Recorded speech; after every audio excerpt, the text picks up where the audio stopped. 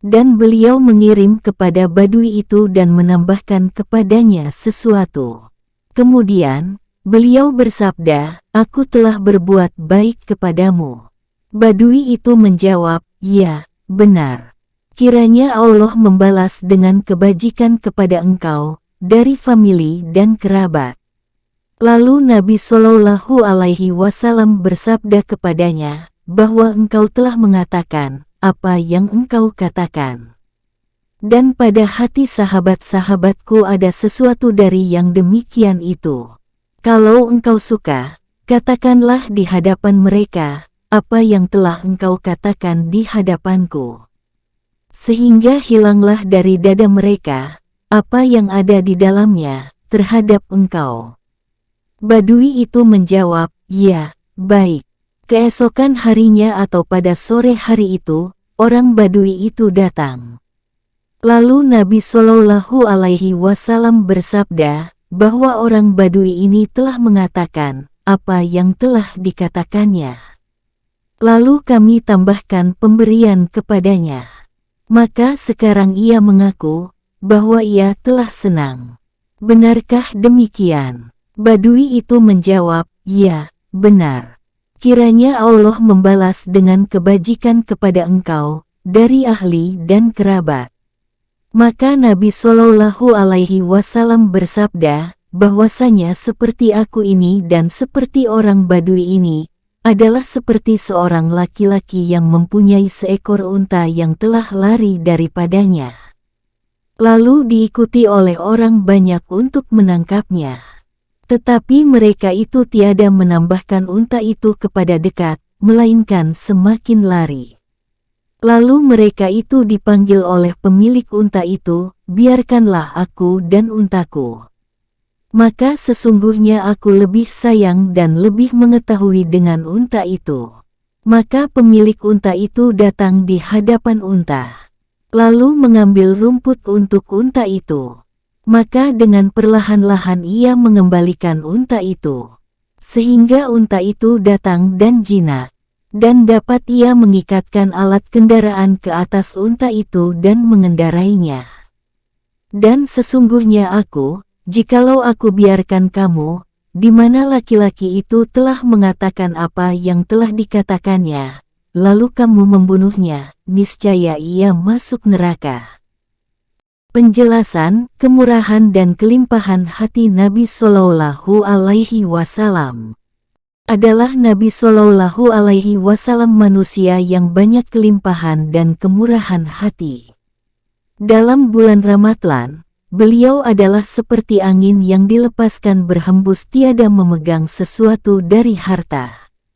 Alira apabila menyifatkan Nabi Shallallahu Alaihi Wasallam berkata, adalah Nabi Shallallahu Alaihi Wasallam manusia yang bermurah tangan, manusia yang berlapang dada, manusia yang sangat benar pembicaraan, manusia yang sangat menepati janji, manusia yang teramat lemah lembut kelakuan dan manusia yang sangat memuliakan kekeluargaan. Barang siapa melihat Nabi Shallallahu Alaihi Wasallam dengan tiba-tiba, niscaya takut kepadanya. Dan barang siapa bercampur baur dengan Nabi Shallallahu Alaihi Wasallam dengan mengenalnya, niscaya mencintainya. Orang yang menyifatkan Nabi Shallallahu Alaihi Wasallam berkata, tidak pernah aku melihat sebelumnya dan sesudahnya orang seperti Nabi Shallallahu Alaihi Wasallam. Dan tidaklah sekali-kali dimintakan sesuatu pada Nabi Shallallahu Alaihi Wasallam atas agama Islam, melainkan diberikannya. Seorang laki-laki datang kepada Nabi Shallallahu Alaihi Wasallam lalu meminta padanya, maka beliau memberikan kepada orang itu kambing yang ada di antara dua bukit. Lalu orang itu kembali kepada kaumnya dan berkata, marilah kamu semuanya masuk Islam. Sesungguhnya Muhammad memberikan, sebagai pemberian orang, yang tiada takut akan kemiskinan. Dan tiada pernah orang meminta padanya sesuatu, lalu beliau mengatakan, tidak. Orang membawa kepada Nabi Shallallahu Alaihi Wasallam 90.000 dirham. Lalu beliau letakkan atas tikar. Kemudian beliau bangun, lalu membagi-bagikannya. Beliau tiada menolak seorang pun yang meminta, sehingga selesailah beliau membagi-bagikannya. Datang seorang laki-laki kepada Nabi Shallallahu Alaihi Wasallam lalu meminta pada Nabi Shallallahu Alaihi Wasallam. Beliau menjawab, tak ada suatu pun padaku. Tetapi belilah atas tanggunganku. Apabila datang sesuatu kepada kami, niscaya kami lunaskan. Lalu sahut Umar, wahai Rasulullah, Allah tidak memberatkan engkau yang tidak engkau sanggupi. Nabi Shallallahu Alaihi Wasallam tiada senang yang demikian. Lalu laki-laki itu berkata, belanjakanlah. Dan jangan takut akan kekurangan dari Tuhan yang mempunyai Arasy. Maka tersenyumlah Nabi Shallallahu Alaihi Wasallam dan diketahui kegembiraan pada wajahnya. Tatkala Nabi Shallallahu Alaihi Wasallam kembali dari perang Hunain, maka datanglah beberapa Arab Badui, meminta sesuatu pada Nabi Shallallahu Alaihi Wasallam. Sehingga mereka itu membawa Nabi Shallallahu Alaihi Wasallam kepada sepohon kayu. Maka tersangkutlah kain selendang Nabi Shallallahu Alaihi Wasallam pada pohon kayu itu. Lalu Rasulullah Shallallahu Alaihi Wasallam berhenti, seraya bersabda, berikanlah kepadaku selendangku. Jikalau aku mempunyai nikmat sebanyak duri ini, niscaya aku bagi-bagikan di antara kamu. Kemudian, kamu tiada akan mendapati aku ini kikir, pendusta dan pengecut. Penjelasan, keberanian Nabi Shallallahu Alaihi Wasallam. Adalah Nabi Shallallahu Alaihi Wasallam manusia yang suka menolong dan sangat berani. Ali Ra berkata, sesungguhnya engkau melihat aku pada hari perang Badar. Kami berlindung dengan Nabi Shallallahu Alaihi Wasallam dan beliau yang paling terdekat kepada musuh dari kami. Dan beliau pada hari itu di antara manusia yang sangat perkasa. Ali Ra berkata pula, apabila perang telah berkecamuk, kaum muslimin telah bertemu dengan kaum kafir, niscaya kami memeliharakan diri dengan Rasulullah Shallallahu Alaihi Wasallam. Maka tiada seorang pun yang lebih dekat kepada musuh dari Nabi Shallallahu Alaihi Wasallam. Ada yang mengatakan bahwa Nabi Shallallahu Alaihi Wasallam itu sedikit berkata-kata dan sedikit bercerita. Apabila beliau menyuruh manusia berperang, niscaya dengan bersungguh-sungguh dan adalah beliau di antara manusia yang sangat perkasa. Dan orang yang berani saja yang dekat kepada Nabi Shallallahu Alaihi Wasallam dalam peperangan, karena dekatnya beliau dengan musuh. Imran bin Husain berkata, tiada Rasulullah Shallallahu Alaihi Wasallam menemui suatu kumpulan tentara, melainkan beliaulah orang yang pertama memukulnya. Pada sahabat berkata, bahwa Nabi Shallallahu Alaihi Wasallam sangat kuat pukulannya. Tatkala beliau dikelilingi oleh kaum musyrik, lalu turun dari bagalnya, seraya bersabda, aku ini Nabi, tidak dusta. Aku ini putera Abdul Muthalib.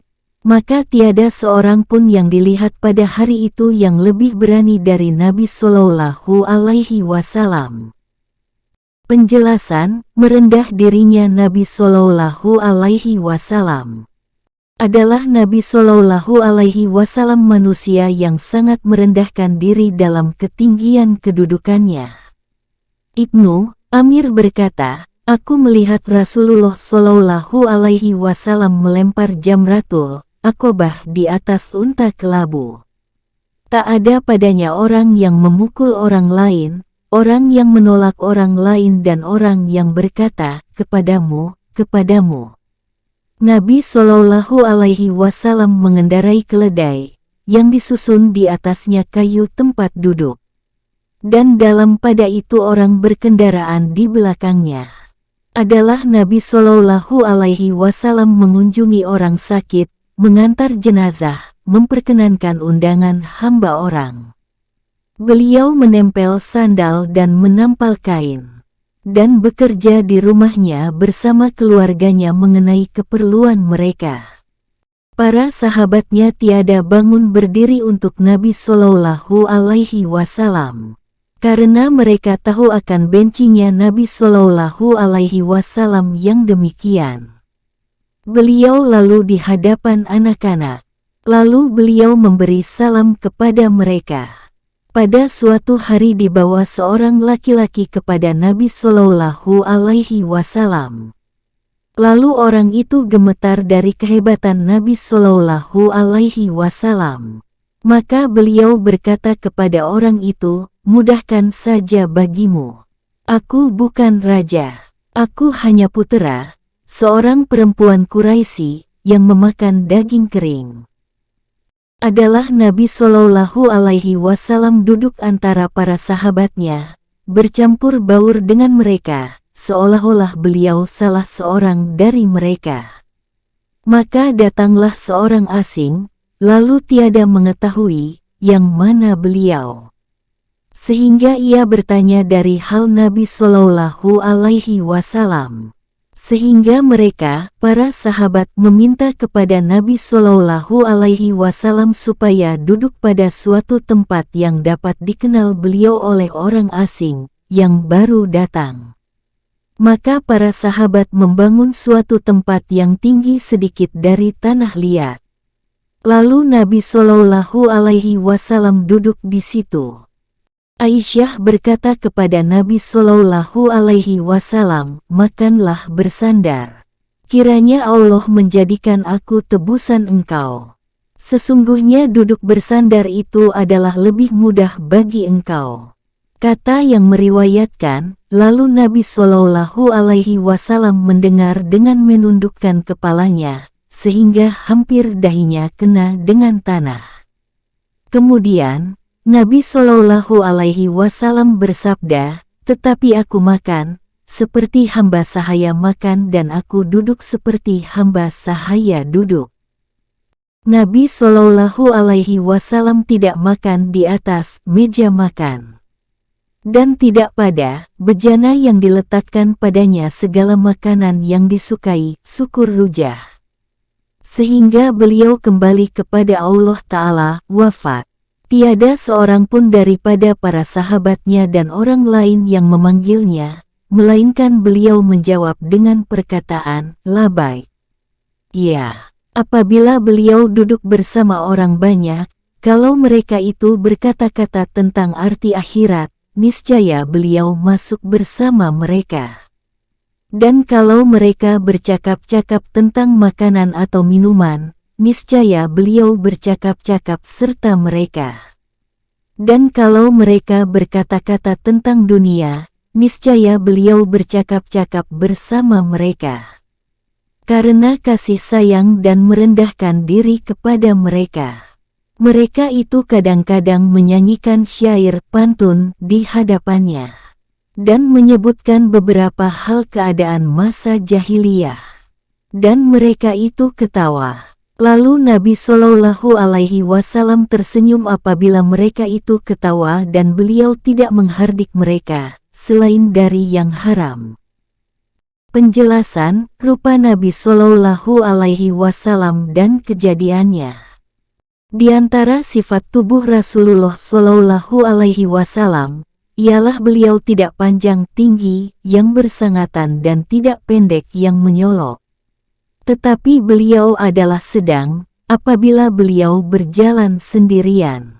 Dalam pada itu, tidaklah seseorang manusia yang berjalan kaki bersama beliau, di mana orang itu dapat dikatakan tinggi, melainkan adalah Rasulullah Shallallahu Alaihi Wasallam lebih tinggi daripadanya. Kadang-kadang beliau diapit oleh dua orang yang tinggi, maka beliau berada lebih tinggi dari kedua orang tersebut. Apabila kedua orang itu telah berpisah dengan beliau, maka kedua orang tersebut dapat dikatakan tinggi, sedang Nabi Shallallahu Alaihi Wasallam dikatakan sedang.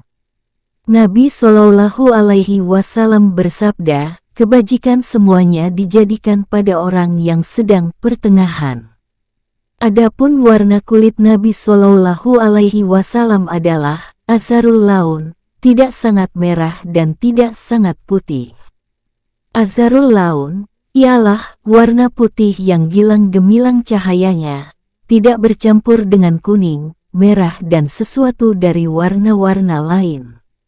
Beliau disifatkan warnanya oleh pamannya Abu Talib yang bermadah putih yang meminta turun hujan dari awan dengan wajahnya. Pertolongan bagi anak yatim yang kasihan. Pemeliharaan bagi wanita janda. Sebagian mereka menyifatkan Nabi Shallallahu Alaihi Wasallam bahwa kulitnya putih bercampur merah. Mereka mengatakan bahwa yang putih bercampur dengan merah ialah warna tubuh Nabi Shallallahu Alaihi Wasallam yang tampak bagi matahari dan angin, seperti muka dan leher. Dan putih yang bersih dari warna merah ialah bahagian tubuhnya yang di bawah kain. Adalah keringatnya Shallallahu Alaihi Wasallam pada mukanya, seperti mutiara yang lebih harum dari kesturi yang sangat harum. Adapun rambutnya, maka adalah ia berambut ikal. Kebagusan rambutnya tidaklah dengan kakunya lurus seperti duri landak, dan tidaklah dengan keriting yang berlipat-lipat tetapi di tengah-tengah di antara dua sifat rambut tadi. Apabila beliau menyisir rambutnya dengan sisir, jadilah seakan-akan jalinan pasir. Ada yang mengatakan, rambut Nabi Shallallahu Alaihi Wasallam itu memukul kedua bahunya sampai menutup kedua bahunya, kiri dan kanan. Kebanyakan riwayat meriwayatkan bahwa rambut Nabi Shallallahu Alaihi Wasallam sampai kepada ujung kedua telinganya. Kadang-kadang beliau buatkan rambutnya menjadi 4 sanggul. Masing-masing telinganya keluar di antara 2 sanggul itu. Kadang-kadang beliau buat rambutnya ke atas 2 telinganya, maka lahirlah segala pihak rambut yang di atasnya itu berkilau-kilauan cahayanya. Adalah uban Nabi Shallallahu Alaihi Wasallam pada kepala dan pada janggutnya, 17 helai. Tiada lebih dari itu. Adalah Nabi Shallallahu Alaihi Wasallam manusia yang tercantik mukanya dan yang bersinar-sinar. Tiada yang menyifatkan wajahnya oleh seseorang yang menyifatkannya, melainkan diserupakannya dengan bulan pada malam purnama raya. Dan kelihatan senangnya dan marahnya pada wajahnya, karena bersih kulitnya. Sahabat-sahabatnya mengatakan bahwa wajah Nabi Shallallahu Alaihi Wasallam itu adalah seperti yang disifatkan oleh sahabatnya Abu Bakar As-Siddiq yang bermadah dengan sekuntum syair. Nabi kepercayaan dan pilihan. Ia menyeru kepada kebajikan, seperti cahaya bulan purnama raya yang menghilangkan gelap gulita. Adalah Nabi Shallallahu Alaihi Wasallam luas dahinya. Melengkung kedua bulu keningnya itu, menyempurnakan dengan banyak bulunya serta memanjang ke tepi.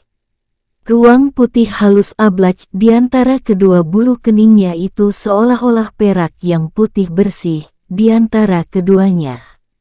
Kedua matanya adalah lapang, sangat hitam mata hitamnya.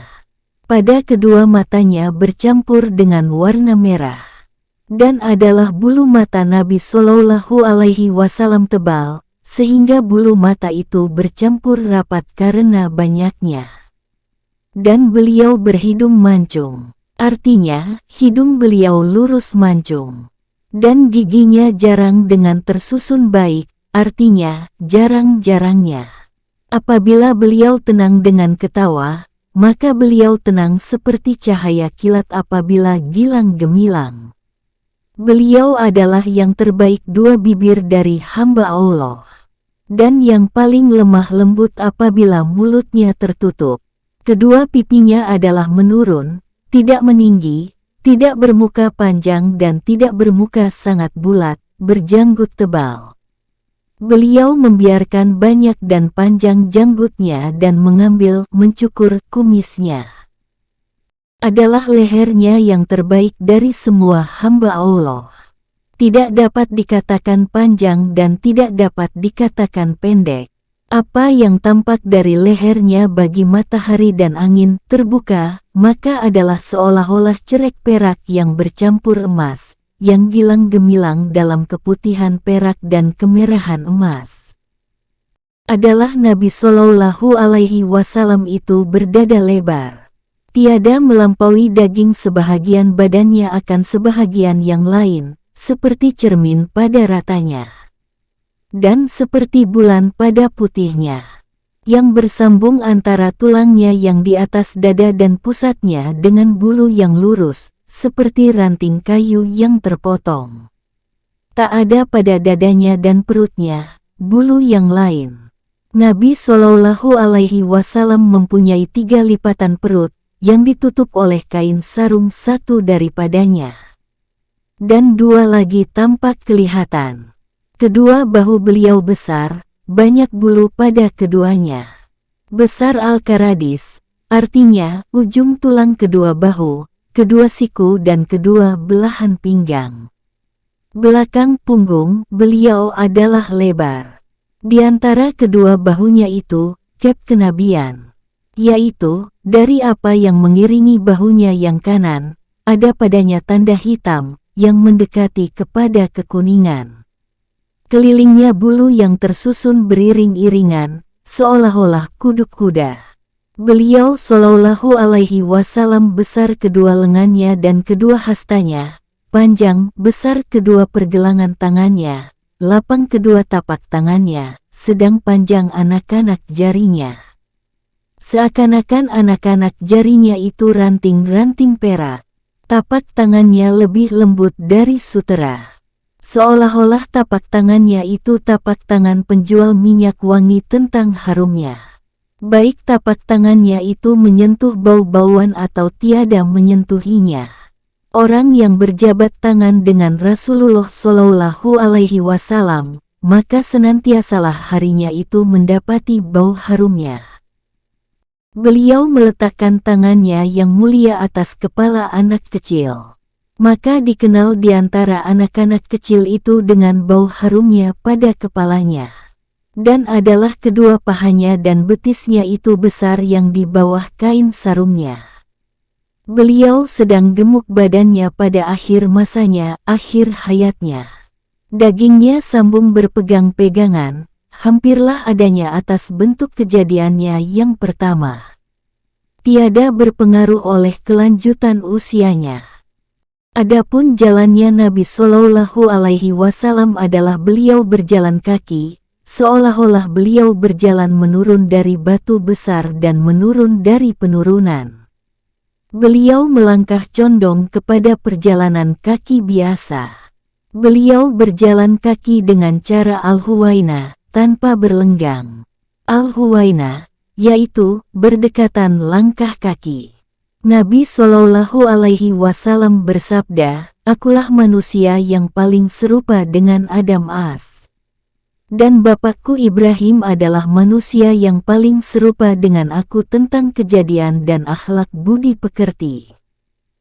Nabi Shallallahu Alaihi Wasallam bersabda, "Sesungguhnya aku pada sisi Tuhanku mempunyai 10 nama, aku Muhammad, aku Ahmad, aku Al-Mahi penghapus yang dihapuskan oleh Allah, kekufuran di Makkah, di Madinah dan lain-lain negeri dengan sebabku. Aku Al-Aqib yang penghabisan, yang tidak ada seorang pun nabi sesudahnya. Aku Al-Hasyir pengumpul yang dikumpulkan oleh Allah semua hamba pada hari kiamat di hadapanku. Aku Rasulur Rahmah, Rasul yang membawa rahmat untuk umat, Rasulul Taubah, diterima taubat dengan syarat-syaratnya dengan barakah Nabi Shallallahu Alaihi Wasallam. Rasulul Malahim yang membawa umat bersih daging dan berkumpul dalam menghadapi musuh, Al-Mukafi pengikut, aku ikutkan manusia semua dan aku Kutsam. Abul Buhturi berkata, Kutsam ialah yang sempurna dengan menghimpunkan segala kesempurnaan. Wallahu a'lam, Allah yang Maha Tahu. Penjelasan, mukjizat Nabi Shallallahu Alaihi Wasallam dan tanda-tanda yang menunjukkan kebenarannya. Ketahuilah bahwa barang siapa menyaksikan hal ihwal Nabi Shallallahu Alaihi Wasallam dan mendengar benar-benar berita-berita yang melengkapi tentang akhlak, perbuatan, hal ihwal, adat kebiasaan, tabiat dan kebijaksanaannya bagi segala macam manusia dan petunjuknya kepada penentuan mereka kepada undang-undang ketuhanan, dan perjinakannya dengan segala macam manusia dan pimpinannya akan semua manusia itu kepada mematuhinya, serta apa yang diceritakan dari hal keajaiban jawaban-jawabannya pada persoalan-persoalan yang menyempitkan. Kebagusan pengaturannya pada kepentingan-kepentingan manusia dan kebagusan isyaratnya pada penguraian hukum agama zahiriyah, yang lemahlah para fukaha dan orang-orang yang berpikiran cerdas al-uqala daripada mengetahui titik-titik halusnya yang pertama. Sepanjang umur mereka, niscaya tidak adalah keraguan dan kesangsian lagi bagi orang yang menyaksikan itu, bahwa yang demikian tidaklah diusahakan dengan daya upaya yang dilaksanakan oleh kekuatan manusiawi. Bahkan tidak tergambar yang demikian itu, selain dengan pengambilan dari penguatan samawi, penguatan dari langit, dan kekuatan ilahiyah, kekuatan ketuhanan. Bahwa yang demikian itu semua tidaklah tergambar bagi seorang pembohong dan penipu. Akan tetapi sifat-sifatnya dan hal ihwalnya adalah merupakan saksi yang tidak dapat dibantah syawahid katiyah dengan kebenarannya. Sehingga seorang Arab asli yang melihat Nabi Shallallahu Alaihi Wasallam lalu berkata, "Demi Allah, ini bukan muka pembohong." Orang Arab asli itu mengaku dengan kebenaran Nabi Shallallahu Alaihi Wasallam dengan semata-mata sifatnya. Maka bagaimana pula orang yang menyaksikan akhlaknya dan memperhatikan hal ihwalnya pada semua tempat terbit dan tempat datangnya?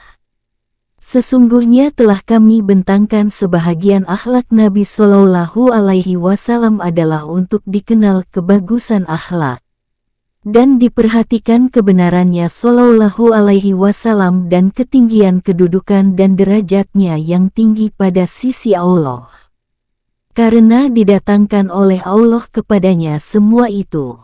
Ia adalah laki-laki ummi tidak tahu tulis baca, yang tidak pernah bergaul dengan ilmu pengetahuan dan tidak membaca kitab-kitab. Dan tidak pernah sekali-kali bermusafir untuk mencari ilmu. Dan beliau senantiasa di antara orang-orang Arab Badui yang tinggal di bukit-bukit yang menonjol, sebagai seorang anak yatim yang lemah, yang tidak berdaya. Maka dari manakah ia memperoleh kebagusan akhlak dan adab kesopanan? Dan mengetahui kemuslihatan-kemuslihatan hukum fikih umpamanya saja, tidak lain-lainnya dari bermacam-macam ilmu.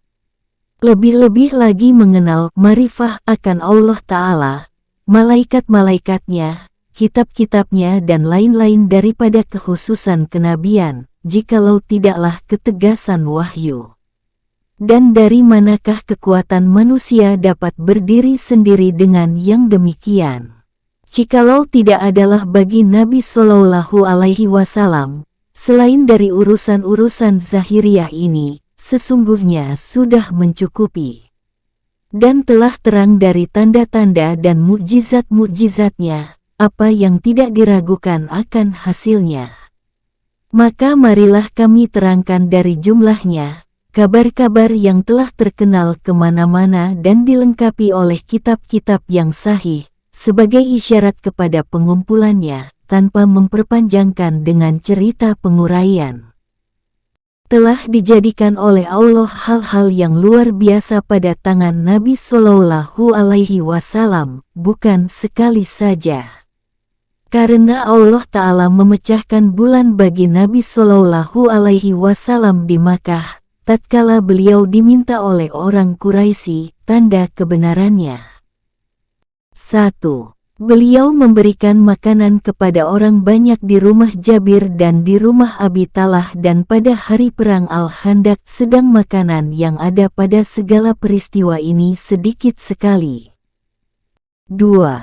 Dan sekali beliau memberikan makanan kepada 80 orang dari makanan 4 mud syair, 5/1/3 kati, dan seekor anak, yaitu anak kambing di atas umur setahun. Sekali, beliau memberi makan lebih banyak dari 80 orang, dari beberapa potong roti tepung syair, yang dibawa oleh Anas pada tangannya. Sekali beliau memberi makanan kepada tentara-tentara, dari sedikit kurma kering yang dibawa oleh anak perempuan Bashir dalam tangannya. Maka semua mereka memakannya, sehingga mereka kenyang dan berlebih pula untuk mereka. Terbitnya air di antara jari-jarinya Shallallahu Alaihi Wasallam. Lalu semua tentara itu meminumnya. Dan mereka itu sedang sangat haus. Dan mereka itu mengambil wudhu dari gelas kecil, yang sempit untuk dapat Nabi Shallallahu Alaihi Wasallam membuka tangannya di dalamnya. Dan Nabi Shallallahu Alaihi Wasallam menuangkan sisa air wudhunya pada suatu mata air di Tabuk. Dan tak ada air sedikit pun pada mata air itu. Pada kali yang lain pada suatu sumur di Al-Hudaybiyah. Lalu kedua sumur tersebut membanjiri air. Maka tentara meminum dari mata air Tabuk itu. Dan mereka itu ribuan orang banyaknya. Sehingga mereka puas dari haus dahaga. Dan minumlah dari sumur Al-Hudaybiyah 1.500 orang banyaknya. Dan sebelum itu tak ada air padanya. Nabi Shallallahu Alaihi Wasallam menyuruh Umar bin Al-Khattab supaya membekali 400 orang berkendaraan dari tamar kurma kering yang ada dalam himpunannya seperti rabdah unta, yaitu tempat bekas duduk unta. Maka Umar bin Al-Khattab membekali mereka itu semua dari tamar tersebut.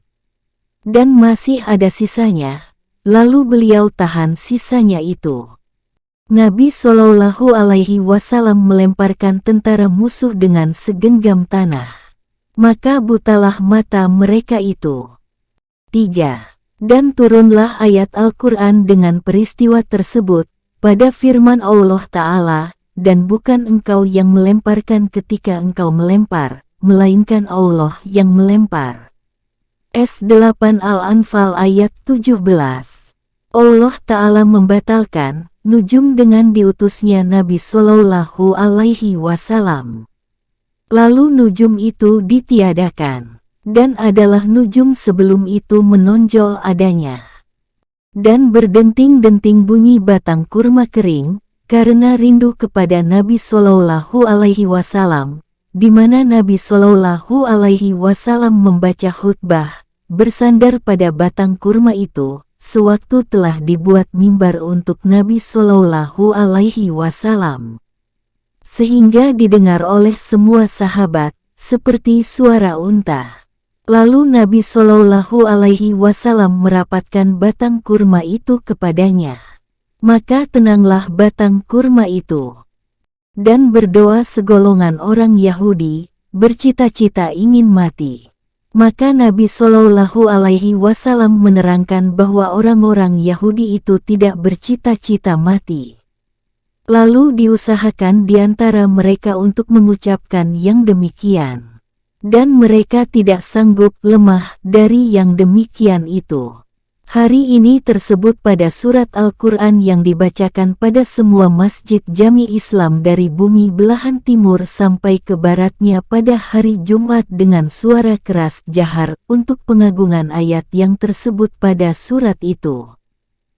Di antara mukjizat Nabi Shallallahu Alaihi Wasallam menerangkan hal-hal yang tidak diketahui dengan panca indera, hal-hal yang gaib. Di antaranya, bahwa Nabi Shallallahu Alaihi Wasallam memberitahukan kabar duka kepada Utsman bahwa ia akan kena bencana, di mana sesudah bencana itu sorga. Bahwa Ammar bin Yasir akan dibunuh oleh golongan pendurhaka. bahwa dengan sebab Al-Hasan, Allah Ta'ala memperbaiki di antara dua golongan besar kaum muslimin. Bahwa Nabi Shallallahu Alaihi Wasallam menerangkan tentang seorang laki-laki yang pergi berperang sabilillah, bahwa orang itu termasuk penduduk neraka. Lalu nyatalah yang demikian, disebabkan orang itu membunuh diri. Ini semuanya adalah hal-hal ketuhanan, yang tidak dapat sekali-kali diketahui dengan suatu pun dari cara-cara yang telah diketahui, baik dengan nujum, baik dengan kasyaf terbuka hijab, baik dengan tulisan dan baik dengan peringatan. Tetapi adalah dengan diberitahukan oleh Allah Ta'ala kepadanya dan dengan wahyu Allah kepadanya. Di antara mukjizat Nabi Shallallahu Alaihi Wasallam ialah beliau diikuti waktu hijrah ke Madinah oleh Sarakah bin Malik. Lalu terbenamlah kedua tapak kaki kudanya ke dalam tanah dan diikuti oleh debu yang beterbangan. Sehingga ia meminta pertolongan Nabi Shallallahu Alaihi Wasallam. Maka Nabi Shallallahu Alaihi Wasallam berdoa. Lalu terlepaslah kuda itu. Dan Nabi memperingatkan Sarakah bahwa akan diletakkan pada kedua lengannya dua gelang Raja Persia. Dan memanglah terjadi yang demikian itu kemudian. Di antara mukjizat Nabi Shallallahu Alaihi Wasallam ialah beliau menerangkan dengan terbunuhnya Al-Aswad Al-Ansi pendusta mendakwakan dirinya Nabi pada waktu terbunuhnya. Sedang Al-Aswad itu di kota sana Yaman dan Nabi Shallallahu Alaihi Wasallam menerangkan siapa pembunuhnya. Di antara mukjizat Nabi Shallallahu Alaihi Wasallam ialah beliau keluar dari rumahnya di hadapan 100 orang Quraisy yang menunggu hendak membunuhnya. Lalu Nabi Shallallahu Alaihi Wasallam meletakkan debu di atas kepala mereka dan tiada melihatnya.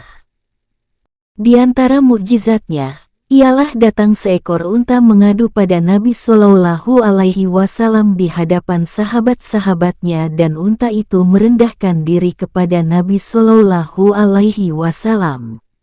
Di antara mukjizatnya, ialah beliau bersabda kepada seorang dari sahabat-sahabatnya yang berkumpul, salah seorang kamu dalam neraka, giginya adalah seperti bukit Uhud. Maka semua sahabat itu meninggal dunia di atas jalan yang lurus. Dan salah seorang dari mereka itu murtad. Lalu dibunuh selaku orang murtad. Dan Nabi Shallallahu Alaihi Wasallam bersabda kepada yang lain dari mereka yang tadi, yang terakhir meninggal dunia dari kamu itu, dalam api. Maka jatuhlah yang terakhir mati dari mereka, dalam api. Lalu terbakarlah dalam api itu dan mati. Di antara mukjizatnya, beliau memanggil dua pohon kayu. Lalu datanglah keduanya kepada Nabi Shallallahu Alaihi Wasallam dan berkumpul. Kemudian Nabi Shallallahu Alaihi Wasallam menyuruh keduanya berpisah. Lalu keduanya pun berpisah. Adalah Nabi Shallallahu Alaihi Wasallam sedang tingginya. Maka apabila beliau berjalan kaki bersama orang-orang yang tinggi badannya, niscaya beliau lebih tinggi dari mereka. Di antara mukjizatnya, ialah Nabi Shallallahu Alaihi Wasallam memanggil segolongan orang Nasrani kepada mubahalah kutuk mengutuk, maka mereka itu tidak bersedia. Lalu beliau Shallallahu Alaihi Wasallam memberitahukan kepada mereka, bahwa jikalau mereka bersedia, niscaya mereka akan binasa. Mereka itu mengetahui akan kebenaran sabda Nabi Shallallahu Alaihi Wasallam, lalu mereka itu menolak untuk menerimanya. Datang kepada Nabi Shallallahu Alaihi Wasallam, Amir bin At-Tufail bin Malik dan Arbat bin Qais. Keduanya adalah ahli mengendarai kuda dan gagah perkasa dari orang Arab, dengan cita-cita hendak membunuh Nabi Shallallahu Alaihi Wasallam. Lalu dihalangi di antara kedua orang itu dan maksudnya yang demikian. Dan Nabi Shallallahu Alaihi Wasallam berdoa atas orang itu. Lalu binasalah Amir pada keesokan harinya. dan binasalah Arbat dengan petir yang membakarkannya. Di antara mukjizat Nabi Shallallahu Alaihi Wasallam ialah Nabi Shallallahu Alaihi Wasallam menerangkan bahwa beliau akan membunuh Ubay bin Khalaf al-Jamhi. Lalu beliau melukakan Ubay itu dengan luka yang ringan pada hari perang Uhud. Maka adalah kematiannya itu oleh luka yang ringan tadi. Di antara mukjizatnya ialah Nabi Shallallahu Alaihi Wasallam diberikan orang makanan yang beracun. Maka matilah orang yang makan makanan itu bersama Nabi Shallallahu Alaihi Wasallam. Dan Rasulullah Shallallahu Alaihi Wasallam hidup terus sesudah itu 4 tahun lamanya. Dan berbicara dengan Nabi Shallallahu Alaihi Wasallam tangan yang berisi makanan yang diracuni itu. Di antara mukjizatnya, ialah Nabi Shallallahu Alaihi Wasallam menerangkan pada hari perang Badar, dengan perkelahian jatuh menjatuhkan dari orang-orang Quraisy yang gagah berani. Dan tegak berdirinya mereka pada tempat perkelahian itu seorang demi seorang. Maka tiada seorang pun dari orang-orang Quraisy itu yang melampaui tempat itu. Di antara mukjizatnya, ialah Nabi Shallallahu Alaihi Wasallam memperingatkan bahwa beberapa golongan dari umatnya akan berperang di laut. Maka benarlah terjadi yang demikian. Di antara mukjizatnya ialah dikumpulkan bumi bagi Nabi Shallallahu Alaihi Wasallam. Lalu beliau memperlihatkan bahagian timur dan bahagian baratnya. Dan menerangkan bahwa kerajaan umatnya akan sampai apa yang telah dikumpulkan baginya dari bumi itu. Maka benarlah yang demikian. Sesungguhnya telah sampai kerajaan mereka dari permulaan bahagian timur dari negeri Turki, ke penghabisan barat dari lautan Andalus, Spanyol, dan negeri Barbar, daerah Afrika Utara. Dan mereka itu tidak meluas ke selatan dan ke utara, sebagaimana diterangkan oleh Nabi Shallallahu Alaihi Wasallam sama dengan demikian. Di antara mukjizatnya, beliau menerangkan bahwa Fatimah puterinya adalah keluarganya yang pertama mengikutinya kembali ke alam baka. Maka benarlah yang demikian. Di antara mukjizatnya, beliau menerangkan tentang istri-istrinya, bahwa yang lebih pemurah tangannya itu, yang amat segera mengikutinya kembali ke alam baka. Maka adalah Zainab binti Jahsyin al-Asadiyah yang terlebih banyak bersedekah, yang pertama dari istri-istrinya yang mengikutinya kembali ke alam akhirat. Di antara mukjizatnya, beliau menyapu dengan tangannya susu kambing yang tiada bersusu. Lalu terbitlah susunya dengan banyak. Dan adalah yang demikian itu, sebab Islamnya Abdullah bin Mas'ud Ra. Dan beliau perbuat yang demikian pada kali yang lain, dalam kemah umum Muabat al-Husaiyah. Di antara mukjizatnya, ialah terbit biji mata setengah sahabatnya, lalu jatuh. Maka dikembalikan biji mata itu oleh Nabi Shallallahu Alaihi Wasallam dengan tangannya.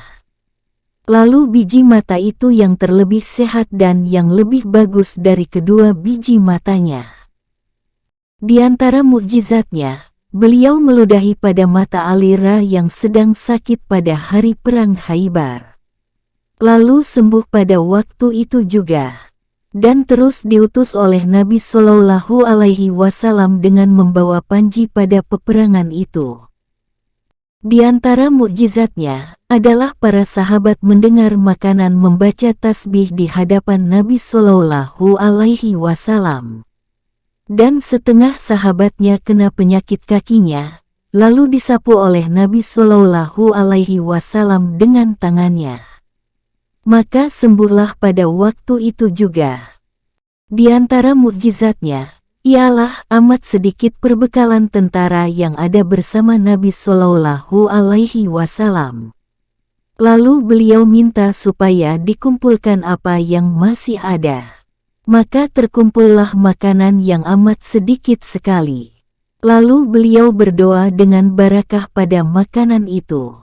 Kemudian beliau menyuruh tentara itu mengambil makanan tadi. Lalu mereka mengambilnya. Maka tidak tinggal satupun dari tempat makanan tentara itu, melainkan semuanya penuh dengan makanan. Di antara mukjizatnya, bahwa Al-Hakam bin Al-Ash bin Wail meniru perjalanan Nabi Shallallahu Alaihi Wasallam dengan mengejek. Lalu Nabi Shallallahu Alaihi Wasallam bersabda, begitulah hendaknya kamu itu adanya. Maka senantiasalah Al-Hakam itu menggeletar badannya, sehingga ia mati. Di antara mukjizatnya, bahwa Nabi Shallallahu Alaihi Wasallam meminang seorang wanita. Maka bapaknya menjawab, bahwa padanya ada penyakit lepra, yang menghalangi meminangnya dan meminta maaf. Padahal wanita itu tidak berpenyakit lepra. Lalu Nabi Shallallahu Alaihi Wasallam menjawab, maka hendaklah ia demikian. Maka wanita itu kemudian berpenyakit lepra. Namanya Ummu Syubaib anak Al-Barsa, penyair. Dan yang lain-lain dari yang tersebut tadi, dari tanda-tanda kebenaran dan mukjizatnya Shallallahu Alaihi Wasallam. Sesungguhnya kami ringkaskan kepada yang terkenal saja. Dan orang yang ragu tentang terjadinya hal yang luar biasa pada tangan Nabi Shallallahu Alaihi Wasallam dan mendakwakan bahwa masing-masing dari kejadian tersebut tidak dinukilkan dengan cara mutawatir, bahkan yang mutawatir hanyalah Al-Quran saja, maka orang itu adalah seperti orang yang ragu tentang keberanian Alira dan kedermawanan Hatim At-Tai. Dan sebagai dimaklumi bahwa masing-masing kejadian mereka itu adalah tidak mutawatir. Tetapi keseluruhan peristiwa-peristiwa itu mendatangkan pengetahuan yang mudah dipahami ilmun delaruri. Kemudian, tak ada pertengkaran tentang mutawatirnya Al-Quran. Dan itu adalah mukjizat yang terbesar, yang kekal di tengah-tengah umat manusia. Dan tiada seorang nabi pun yang masih mempunyai mukjizat selain Nabi Shallallahu Alaihi Wasallam. Karena orang-orang ahli bahasa dan orang-orang Arab fasih lidahnya telah menantang Rasulullah Shallallahu Alaihi Wasallam tentang mukjizat ini. Dan Jazirah Arab ketika itu penuh dengan ribuan dari orang-orang tersebut. Dan kefasihan lidah telah membentuk mereka. Dan dengan kefasihan itulah, mereka berlomba dan membanggakan diri. Dan Nabi Shallallahu Alaihi Wasallam berseru di hadapan mereka yang terkemuka, supaya mendatangkan seperti Al-Quran. Atau 10 surat seperti Al-Quran. Atau 1 surat saja seperti Al-Quran. Kalau mereka masih ragu-ragu tentang kebenaran Al-Quran.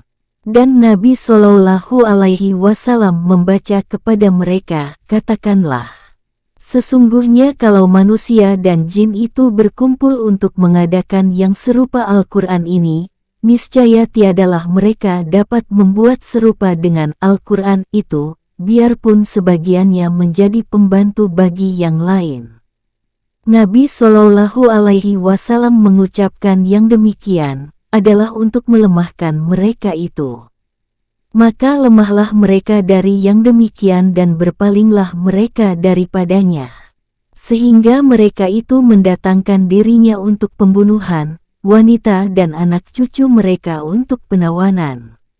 Mereka tiada sanggup menantang dan tiada sanggup memburukan tentang kefasihan dan kebagusan Al-Quran. Kemudian, berkembanglah yang demikian sesudahnya ke segala penjuru alam, timur dan barat, kurun demi kurun, masa demi masa. Dan telah berlalulah sampai sekarang pada masa Al-Ghazali Rapen, hampir 500 tahun lamanya. Maka tiada seorang pun sanggup menantangnya.